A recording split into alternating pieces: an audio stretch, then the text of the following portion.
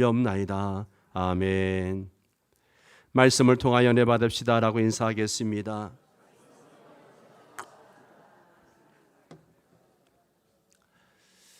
우리가 살다 보면 여러 가지 시련과 또 어려움을 만나게 됩니다. 그러한 일들을 만날 때에 참 그 일들을 바라보는 관점이 매우 중요합니다. 왜냐하면 사람들이 보기는 보아도 보지 못하고 듣기는 들어도 제대로 듣지 못하는 일들이 많기 때문에 그렇습니다. 온전한 믿음은 이 영적인 시력과 비례한다고 해도 과언이 아닙니다.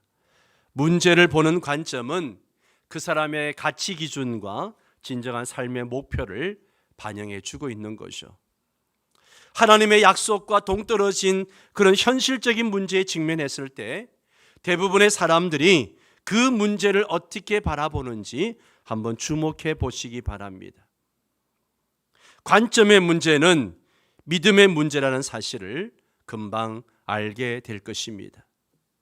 믿음의 관점으로 현실적인 상황을 본다면 삶이 아무리 힘들고 어려워도 낙심하지 않을 것입니다.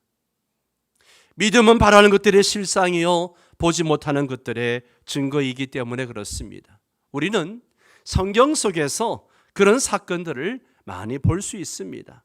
모세가 여호와의 명령을 따라서 가데스 바네아에서 12정탐꾼을 보냈을 때 40일 동안 가나안 땅을 탐지하고 온 12명 정탐꾼의 보고를 보십시오. 똑같은 상황, 똑같은 땅을 보고 왔음에도 불구하고 보고가 전혀 다른 것을 보게 됩니다. 10명의 정탐꾼은 그 탐지한 땅을 단지 눈에 보이는 것만 가지고 판단을 하고 보고합니다. 그들의 불신앙은 결국 이스라엘 백성들의 마음에 두려움을 갖게 하고 간담을 높게 만들었습니다.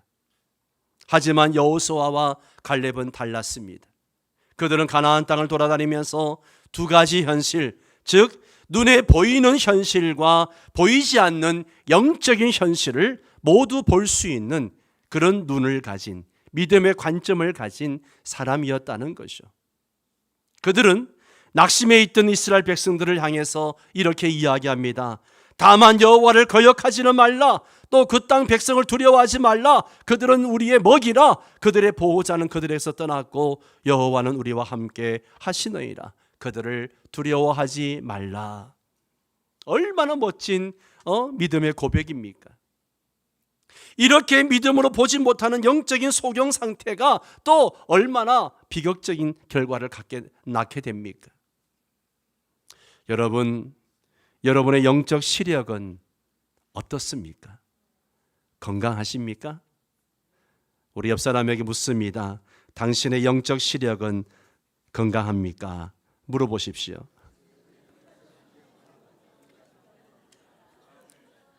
그래도 2부 때는 물어보시는 분이 많네요.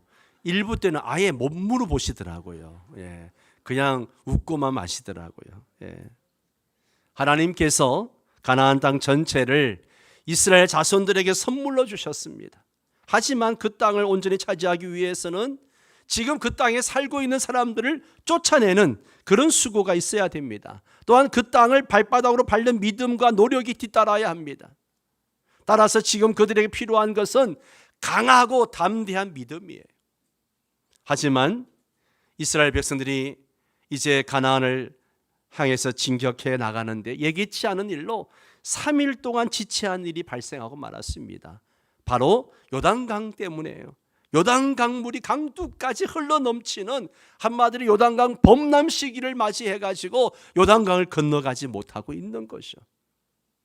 그 강을 바라보면서 이스라엘 백성들은 어떤 생각을 했을까요?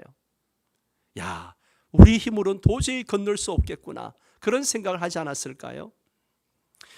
이런 상황 속에서 여호수아가 2명의 정탐꾼을 여리고에 파송을 합니다. 모세의 시종으로 있었을 때에 여호수아는 12명의 정탐꾼 중에 한 사람으로 40일 동안 가나안 땅을 다녀온 경험이 있습니다.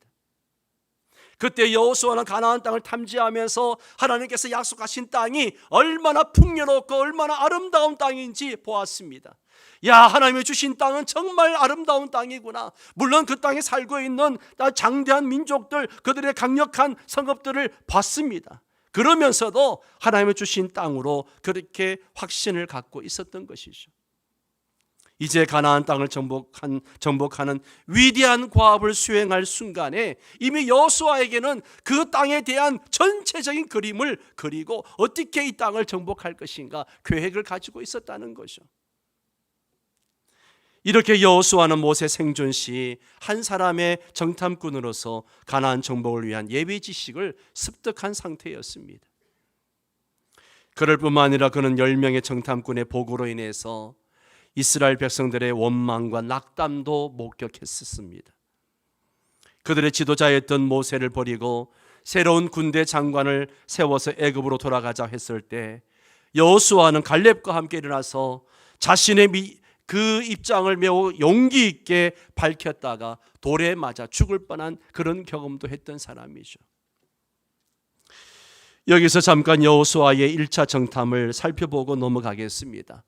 가나안 1차 정탐 기사가 민수기 13장과 14장에 기록되어져 있는데요, 민수기 13장에 보면 가나안을 40일 동안 정탐하고 돌아온 10명의 보고가 나옵니다. 이들의 보고를 보면 가나안 땅의 현실만 보았지 영적인 실상을 보지 못했습니다. 그 땅은 젖과 꿀이 흐르는 땅이다. 그러나 그 땅 거주민은 강하고 성읍은 견고하고 거인들이다. 또 31절에 그들은 우리보다 강하기 때문에 우리 능히 올라가지 못할 것이고 그 땅을 차지하지 못할 것이다. 그렇게 보고합니다. 결국은 그들은 자기들 스스로 그 땅을 차지할 수 없는 그런 사람이라고 결론 짓고 마는 것이죠.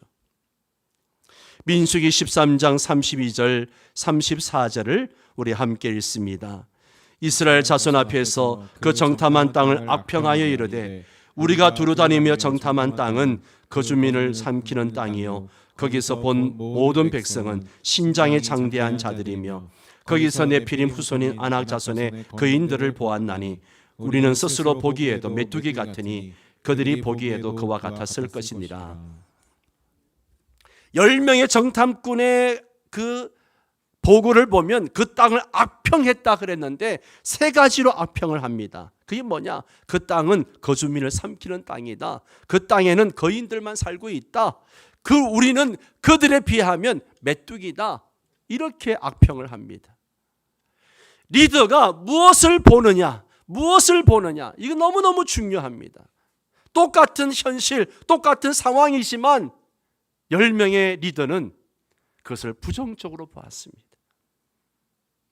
이들은 각 지파를 대표해서 뽑힌 사람들입니다. 가나안 땅의 현실만 보았지 영적인 실상은 보지 못했습니다. 그러니 불신앙의 보고를 하게 되고 그 보고로 말미암아 이스라엘 백성들의 전체의 마음을 흔들어 놓고 낙심하게 만들고 하나님을 대적하게 만들었습니다.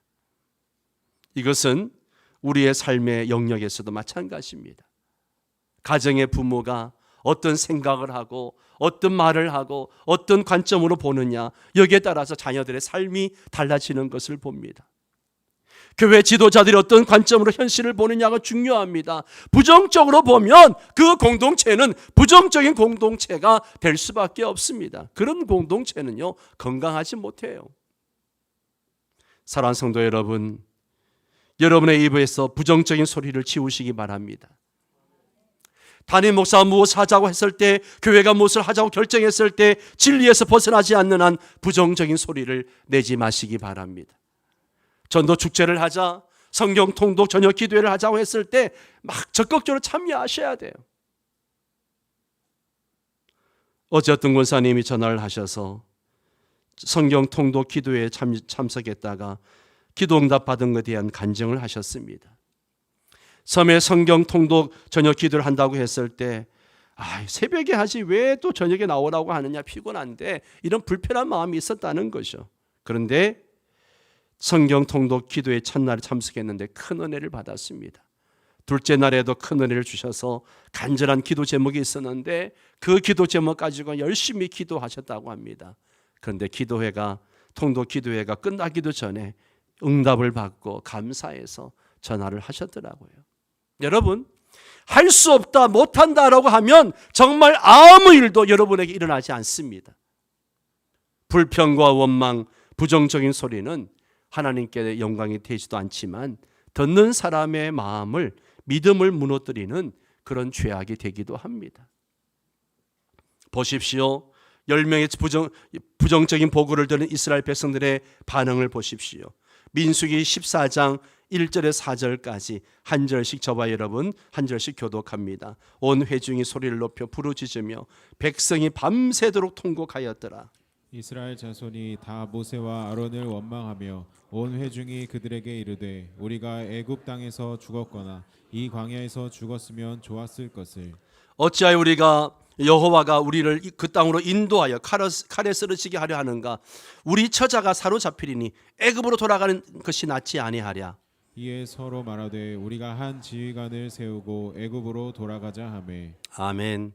자, 부정적인 보고를 들은 백성들의 마음이 그냥 녹아버리고 말았어요. 우리는 할 수 없다. 우리는 안 된다. 우리는 그 땅에 들어갈 수 없다. 온 백성이 낙심해가지고 밤새도록 울고 통곡하고 난리가 났습니다.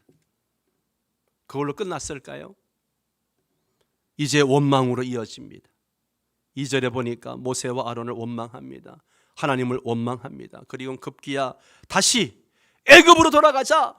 다른 지휘관을 세워서 애굽으로 돌아가자. 그렇게 이야기합니다. 한마디로 하나님을 대적하는 거죠. 애굽은 세상을 의미하고 마귀가 지배하는 곳을 상징하기도 합니다. 근데 지금 그 땅으로 다시 돌아가자는 거예요. 여러분, 우리가 왜 부정적인 소리를 하지 말아야 하는가 하면 내가 부정적인 말을 하는 순간 그 말에 누가 개입하는가 하면 사탄이 개입합니다. 말하는 사람의 마음속에, 그리고 그 말을 듣는 사람들의 마음속에 사탄이 개입해가지고 그것을 계속 확산시켜 나가고 공동체를 흔들어 놓는 것이죠. 그래서 부정적인 소리를 하지 말라는 거예요. 원망과 불평의 소리를 하지 말라는 것이죠. 그들의 이 원망과 불평의 결론이 뭡니까? 하나님을 떠나자는 거잖아요. 예. 이 지경이 되니까 믿음의 지도자 모세가 어떻게 합니까? 하나님 앞에 엎드려 기도하는 거죠. 예. 모세가 할 수 있는 일이 이 일밖에 없는 거예요. 그렇다고 백성들과 싸우겠습니까? 사람들을 찾아다니면서 설득을 하겠습니까? 하나님께 기도하는 거죠. 예. 이게 바로 교회 지도자들이 가져야 할 자세이기도 합니다. 무슨 문제가 생기면 하나님께 엎드려 기도하는 것입니다. 민수기 14장 5절에 10절까지도 한 절씩 교독합니다. 이에 서로 말하되 우리가 한 지휘관을 세우고 애굽으로 돌아가자 하며 모세와 아론이 이스라엘 자손의 온 회중 앞에서 엎드린지라. 그 땅을 정탐한 자 중에 눈의 아들 여호수아와 여분의 아들 갈렙이 자기들의 옷을 찢고 이스라엘 자손의 온 회중에게 말하여 이르되 우리가 두루 다니며 정탐한 땅은 심히 아름다운 땅이라. 여호와께서 우리를 기뻐하시면 우리를 그 땅으로 인도하여 들이시고 그 땅을 우리에게 주시리라. 이는 과연 젖과 꿀이 흐르는 땅이니라. 다만 여호와를 거역하지는 말라. 또 그 땅 백성을 두려워하지 말라. 그들은 우리의 먹이라. 그들의 보호자는 그들에게서 떠났고 여호와는 우리와 함께 하시느니라. 그들을 두려워하지 말라 하나. 같이 읽습니다. 온 회중이 그들을 돌로 치려 하는데 그때 여호와의 영광이 해막에서 이스라엘 모든 자손에게 나타나시니라. 아멘. 믿음의 사람의 보고를 보십시오. 가나안 땅의 현실을 보지 않고 영의 눈으로 그 땅의 영적인 실상을 본 여호수아와 갈렙의 보고입니다. 5절을 보세요. 여호수아와 갈렙이 어떻게 합니까? 옷을 찢으면서 이야기합니다. 옷을 찢는다는 것은 극한 슬픔과 고통과 분노를 표시하는 히브리인들의 표현 방식이에요. 여호수아와 갈렙은 이스라엘의 불신앙의 모습을 보고 너무 분노가 치밀어 올랐습니다. 하나님께서 어떻게 이스라엘 백성들을 이끌고 애굽에서 이끌어내셨는지 생생하게 그것을 본 사람들인데 이제 그 은혜를 잊어버리고 하나님을 원망하고 모세와 아론을 원망하는 모습을 보고 너무나 슬펐던 것이죠. 예. 여호수아와 갈렙의 보고를 요약하면 6가지예요. 하나님의 말씀처럼 그 땅은 심히 아름다운 땅이고 젖과 꿀이 흐르는 땅이다. 하나님이 우리를 그 땅으로 인도하실 것이고 우리에게 주실 것이다. 그러니 하나님을 거역하지 말라. 그래 그 땅 백성을 두려워하지 말라. 그들은 우리의 먹잇감이다. 그 이유가 뭐냐? 그들의 보호자는 그들에서 떠났고 하나님은 우리와 함께 하시기 때문이다 라고 이야기하는 것이요. 여호수아와 갈렙은 영적인 실상을 본 거예요. 현실을 본 것이 아니라 영적인 실상을 보았기 때문에 이런 보고를 할 수 있었던 것이요. 저는 우리 모두가 이런 영안을, 믿음의 관점을 갖게 되기를 축원합니다. 가정에 어려움이 있을 때, 어떤 문제가 생겼을 때, 이 시대를 바라볼 때도 이런 영적인 실상을 볼 수 있는 영안을 가질 수 있기를 바랍니다. 환경만 보지 마시고 그 환경 뒤에서 나를 바라보고 계시고 또 친히 나를 인도하시고 모든 것을 합력하여 선을 이루어 나가시는 하나님의 섭리를 볼 수 있는 믿음의 눈을 가지시기 바랍니다. 하나님이 여러분을 그렇게 인도하실 것입니다. 그렇게 보는 자에게는 그런 은혜를 주실 것이지만 그렇지 않은 자에게는 바로 10명의 정탐꾼처럼 그렇게 되고 말 것입니다. 여러분, 이 정탐꾼들의 보고 결과가 무엇입니까?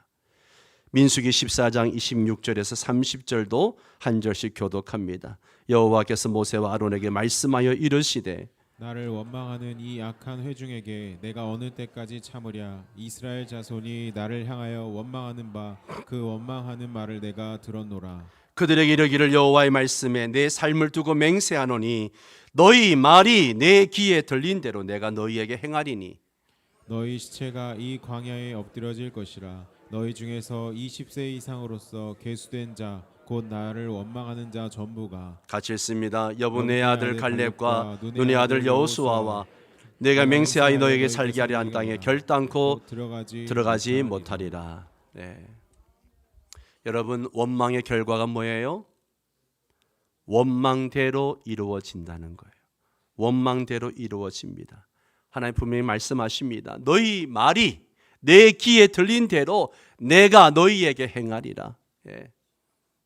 너희 말이 내 귀에 들린 대로 내가 너희에게 행하리라. 그래서 말이 무서운 것이요.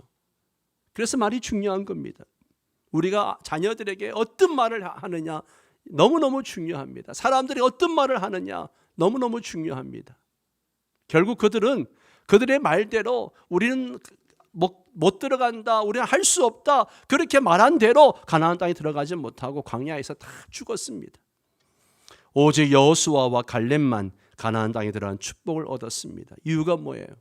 역시 말입니다. 말이에요. 그 땅을 우리에게 주셨다. 우리는 그 땅을 차지할 수 있다. 하나님께서 우리를 그 땅으로 인도하실 것이다. 그들의 믿음의 말 때문에 그 말대로 된 줄 믿습니다. 말대로 되는 것입니다.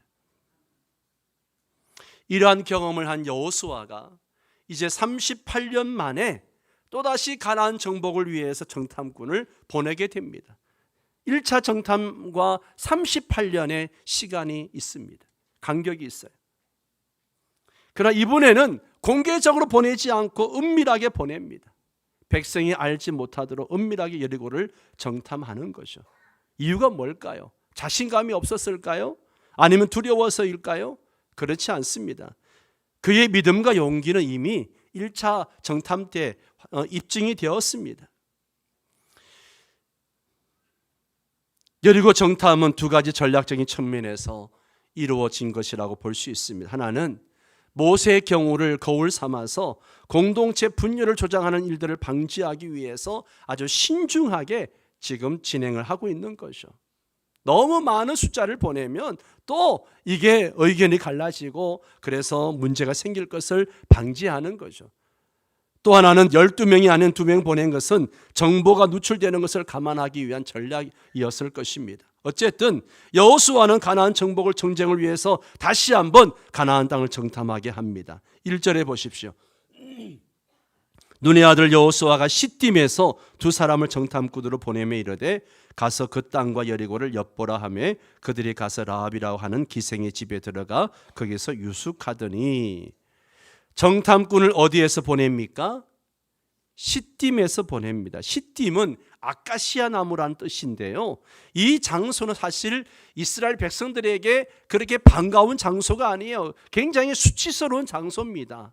민수기 25장에 보면 과거 이스라엘 민족이 이 시딤에서 모압 여자들과 음행하고 우상 숭배하다가 무려 24,000명이 연병으로 죽은 장소가 바로 그 시딤이에요.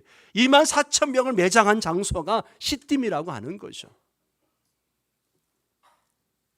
과거 세대가 저질렀던 죄에서 벗어나 새로운 세대의 새 출발을 알린다는 점에서 이 장소는 의미가 있습니다. 2명의 정탐꾼을 보내며 여호수아는 정탐꾼들에게 임무를 줍니다. 그 땅과 여리고를 엿보라. 그 땅과 여리고를 엿보라. 여리고 땅과 여리고 상태를 보라는 거예요. 즉 그들에게 여리고의 현실과 눈에 보이지 않지만 그들의 영적인 실상 두 가지를 잘 구분할 줄 알아야 한다는 거죠. 자기가 1차 정탐 때 그렇게 했거든요. 가나안 땅의 현실과 그들의 영적인 현실을 두 가지 다 보았기 때문에 지금 2차 정탐을 보내는 사람들에게, 그 후배들에게 그 땅과 그 땅을 여리고를 엿보라. 이 말은 그 땅의 현실과 영적인 실상을 좀 보라고 이야기하는 거죠. 왜 그렇게 이야기하는가 하면 가나안 정복 전쟁은요, 여호와의 거룩한 전쟁입니다. 여호와께서 이스라엘 위해 싸우시기 때문이에요. 여호수아에게 약속하신 것처럼 승리를 보장하는 분은 하나님이시기 때문에 그렇습니다. 여리고는 믿음으로 뛰어넘어야 할 장애물입니다. 만약 두 정탐꾼에게 하나님보다 여리고성이 더 크게 보인다면 아마 1차 정탐 때처럼 그렇게 실패하고 말 것입니다. 은밀히 파견된 두 정탐꾼은 범람하는 요단강을 건너서 철저하게 요새화되어 버리고 요새화된 그 여리고에 도착해서 들어간 곳이 기생 라합의 집이었습니다. 왜 하필이면 기생의 집이었을까? 이런 질문을 하죠. 요즘 지방 의원들이 해외 산업 시차를 핑계 삼고 관광비로 수천만 원, 수억 원대의 세금을 낭비하는 것 때문에 뉴스에 오르내리고 기자들이 카메라를 들이밀면 도망가느라 바쁜 그런 모습을 뉴스를 통해서 많이 봅니다. 예. 이것처럼 정탐꾼들이 사명보다는 개인적인 향락에 관심이 있었기 때문이었을까? 그렇지 않은 겁니다. 정탐꾼들이 기생의 집에 들어간 이유는 두 가지로 해석할 수 있습니다. 하나는 기생의 집은 많은 사람들이 드나드는 곳이기 때문에 남의 눈이 띄지 않는, 그래서 숨어 있을 수 있는 그런 좋은 장점이 있습니다. 또 한 가지는 하나님이 보이지 않는 인도하심이죠. 뭐를 위한? 라합을 구원하시기 위한 하나님의 인도하심이었다는 것이죠. 정탐꾼들의 판단 속에 역사하셔서 라합을 만나게 해주시는 하나님의 손길을 보게 됩니다. 이건 다음 주에 함께 더 나누도록 하겠습니다. 그것을 어떻게 알 수 있는가? 2절 이하에서 보면 그 어떤 사실을 알 수 있는데요. 2절 3절에 보면 어떤 사람이 여리고 왕에게 말하여 이르되 보소서 이 밤에 이스라엘 자손 중에 몇 사람이 이 땅을 정탐하러 이리로 들어왔나이다. 여리고 왕이 라합에게 사람을 보내어 이르되 네게로 와서 내 집에 들어간 그 사람을 끌어내라. 그들은 이 온 땅을 정탐하러 왔느니라.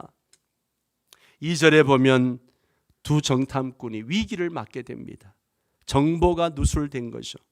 어떻게 누설되었는지 모르지만 이 정황을 보면 그만큼 여리고가 지금 바짝 긴장하고 있고 이스라엘 백성들의 움직임에 예의주시하고 있었다는 사실을 알 수 있습니다.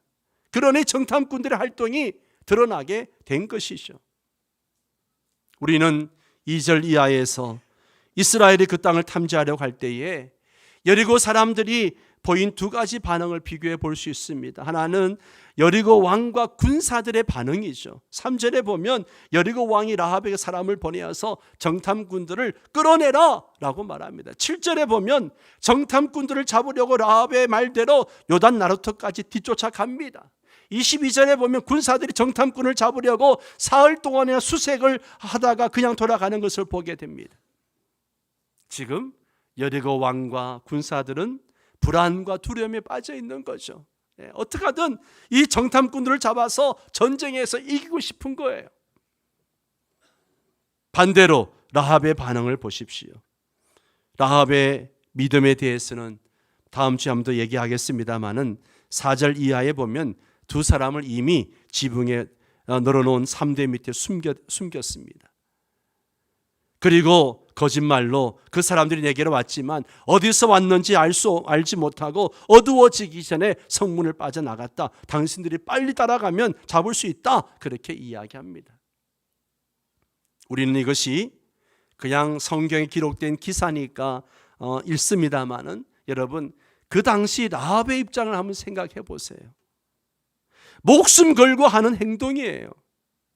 자기만 죽는 것이 아니라 들통나면 가족 전체가 몰살당할 수 있는 그런 문제입니다.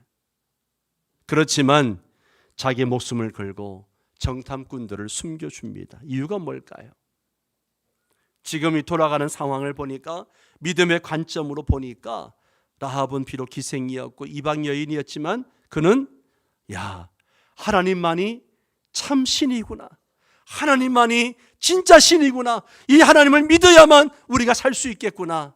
그것을 알았던 것이죠. 그렇기 때문에 죽음도 두려워하지 않고 이런 행동을 할 수가 있었던 것입니다. 여러분 믿음의 관점으로 보는 사람은 현실을 두려워하지 않습니다. 환경을 두려워하지 않습니다. 지금의 상황이 너무 어렵지만 그것을 두려워하지 않습니다. 영안을 가진 사람은 오히려 그 모든 것을 합력하여 선을 이루시고 섭리하시는 하나님을 더 신뢰합니다. 사랑하는 성도 여러분, 지금 여러분에게 어떤 삶의 문제가 있습니까? 어떤 어려움이 있습니까? 문제만 보지 마시고 문제 뒤에 계시는 하나님을 보시는 그런 영적인 영안을 가지시기 바랍니다. 열왕기하 6장에 보면 아람 군대가 엘리사를 잡으려고 성읍을 에워쌉니다. 엘리사의 종 게하시가 아침에 일어나 보니까 세상에 어제 없었던 아람 군대가 밤새 성을 에워싸고 빽빽하게 에워싸고 이제 자기들을 잡으려고 합니다. 그러니까 두려워가지고 외치죠. 큰일 났습니다. 선생님 어떻게 하면 좋습니까? 그때 엘리사가 이렇게 이야기합니다. 우리 열왕기하 6장 16절 17절을 함께 읽습니다. 대답하되 두려워하지 말라. 우리가 함께한 자가 그들과 함께한 자보다 많으니라 하고 기도하여 이르되 여호와의 원하건대 그의 눈을 열어서 보게 하옵소서 하니 여호와께서 그 청년의 눈을 여심해 그가 보니 불말과 불병가가 산에 가득하여 엘리사를 둘렀더라. 아멘. 여호와여 그의 눈을 열어 보게 하옵소서. 엘리사가 기도하고 게하시가 눈을 떠보니까 세상에 조금 전까지 보지 못했던 불말 불병거가 그 성을 에워싸고 엘리사를 에워싸고 보호하고 있는 모습을 본 것이죠. 여러분 상황과 환경을 두려워하지 마십시오. 우리와 함께한 자가 그들과 함께한 자보다 많습니다. 우리와 함께한 자의 능력이 우리를 대적하는 사람의 능력보다 큽니다. 하나님이 우리와 함께 하십니다. 여러분 전도도 마찬가지예요.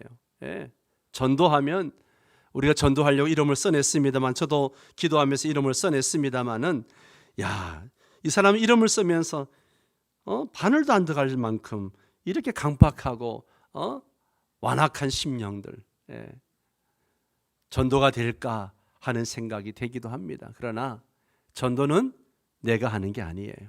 아멘. 내가 하는 게 아니에요. 우리는 단지 기도하고 그저 복음을 전할 뿐이에요. 그 영혼을 구원하시는 분은 하나님이십니다. 하나님이 하실 것입니다. 우리가 이런 믿음의 관점으로 전도도 생각해야 하는 것입니다. 사랑하는 성도 여러분, 지금 여러분의 삶의 상황들을 두려워하거나 불안해하지 마시고 영안을 열어서 믿음의 관점으로 바라보시기 바랍니다.